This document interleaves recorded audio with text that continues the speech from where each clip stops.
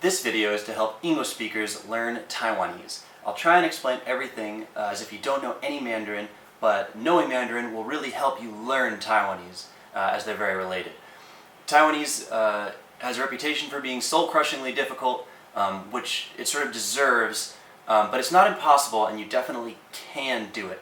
Part of what makes it so difficult is that many Taiwanese people will tell you that there is no written language, and this isn't really true. It actually, it just seems that way because not many people know how to write it, and because of its turbulent history, it actually has a lot of different ways to write it. We're going to focus on the Taiwanese government's official Minnan romanization, the Minnanese 罗马字, and I'll post a link to the government website in the description of this video. This will allow us to pronounce the words using English letters, and the English letters will be almost exactly what we're trying to say, but not quite. But it's really consistent and it's close enough. It's actually a pretty good system. For each tone, we'll give you the tone, an example of what it sounds like, the example word, and Mandarin and English translations of it, so you can eventually use it in a sentence. One of the problems that you'll face is that Taiwanese has a lot of tone changes in it. The tone will then change to be a different tone depending on the context. So we're going to go over that a lot in the next video. First tone is high and long. Our example word for first tone is he, she, or it. In Mandarin, you would say ta, yi. So he, she, and it are all the same word in both Mandarin and in Taiwanese. It's just a general third person, genderless pronoun. The tone marker for it doesn't exist. It's just if there's no tone marker on a word, it is first tone. So again, the word for he, she, or it is yi. The second tone starts very high and goes down very, very quickly. It's just like fourth tone in Mandarin. Our example word is me or I, or in Mandarin, 我. Wa. So there's actually the slight hint of a G at the beginning of that word, which is reflected in the pinyin that we'll put on the screen. I probably mispronounce it a lot, so listen to Emma, not to me. The tone marker is unfortunately a line going from down to up because Taiwanese wants to make sure that you're having a bad time. Because that's the opposite of what this tone is actually doing. So again, listen to Emma, not me. It has its sort of the slightest G in front of it, and sort of sounds like wa, which is like me, I, 我. Third tone starts in the middle and swoops down low. It's a lot like second tone. Its marker is a line going from top to bottom, but you really have to be very, very careful to make it sound different from second tone, because second tone starts from the top and goes down. Third tone starts from the middle and goes down. Second tone sounds like gao, and then the third tone sounds like gao. Yeah, and our example word is actually that, which means to arrive, or in Mandarin, it's dao. Gao.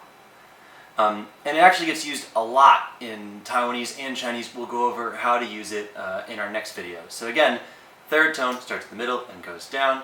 It's very important to distinguish it from second tone, and its tone marker is a line going from top to bottom, just like how it sounds. It sounds just like fourth tone in Mandarin.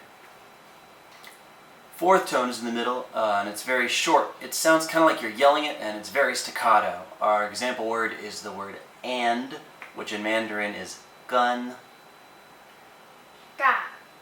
Ga. The tone marker is a bit weird. It's actually not any sort of line above the word, but a P, T, K, or H at the end of the word. So if you see one of those four letters, you can know it is fourth tone. Fifth tone starts in the middle, goes down, and then pulls back up.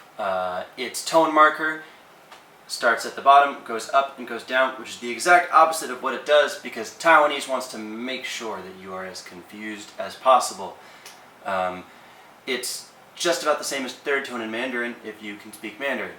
Our example word's a bit of a weird one if you don't speak Mandarin. It sort of takes the place of a lot of different words. In Chinese and Taiwanese, there's no real word for yes or no, so it's all got to be contextual. This word ends up getting used as no a lot. It really means like no have, I don't have, or I haven't done something. The Mandarin pronunciation, the Mandarin translation would be 没有. It's bo, but if you want to complete the sentence, you have to put la on the end. It will be like bo la. Yeah, 不啦. So, 不 uses that fifth tone, and you need la on the end, or else it's not going to be a complete thought. You can put 不 or bo, depending on where you're from in Taiwan, in the middle of a sentence, but if you're going to use it on its own, you need la, which sort of makes it mean I don't have it. If someone asks you where, do you have my keys? You can say Bo la. So remember when I said that Taiwanese history sort of makes the language a little bit difficult and weird? So here's sort of where that comes into play. There is no sixth tone. It's kind of just gotten lost to history. There are some parts of Taiwan, like Lugang, that use it, but in general usage, you can just pretend that it doesn't exist. If you ever see something marked as sixth tone, as in there's a 6 after it, you can just use second tone. That's fine. We're going to just not talk about it in this video because no one uses it and no one knows it, and in all the textbooks it just goes right from 5 to 7. So here we are at 7. So seventh tone is low and long. It's a lot like first tone, but you need to make sure that you're making the comparison. First tone would be something like E, seventh tone is more like E. And so our example word is the word is, are, or am, however you want to do it, which in Mandarin would be shi. She. And the tone marker for seventh tone is a flat line. It's exactly the same tone marker as the Mandarin first tone marker. Eighth tone is very high and short. It's a lot like fourth tone, so make sure you know the difference between them. Fourth tone is in the middle and short and staccato. Eighth tone is up top, short and staccato. Our example word is the number 10, which in Mandarin is shu. Zap. Zap. The eighth tone's marker is, again, a lot like fourth tone. It's got that P, T, K, or H at the end of the word, just like fourth tone, but the difference is the eighth tone also has a small dot or a vertical line above the word. 7 tones, numbered 1 through 8, excluding the number 6, which is 1, 2, 3, 4, 5, 7, 8. But there's one more thing that you can do, which is add nasalation. And you can nasalate any of these things. In Chinese it's called pinyin, nose sound. And so we're going to show you how to do that. So a good example of that is the difference between the word 3 in Taiwanese Sam. and the word for clothing in Taiwanese. Sa. That second one is very nasalated. We've got 3, which is sam, no nasalation, no nose sound, and then sa, which is a lot of that nose sound going on in it.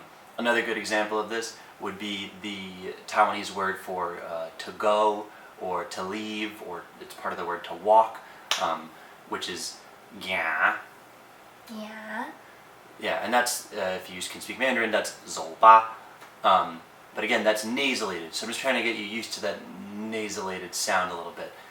You can tell if a word is nasalated because on the end it will have 2 N's in a row. If it has just one N, it's just got that N sound, but if it has 2 N's, it's nasalated.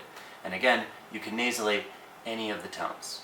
So I hope that was helpful. Next video will be about tone changes and some example sentences using the words that we used in this video. I'm Michael. I'm Emma. 我叫夏金武，我叫陈志贤。再会。再会。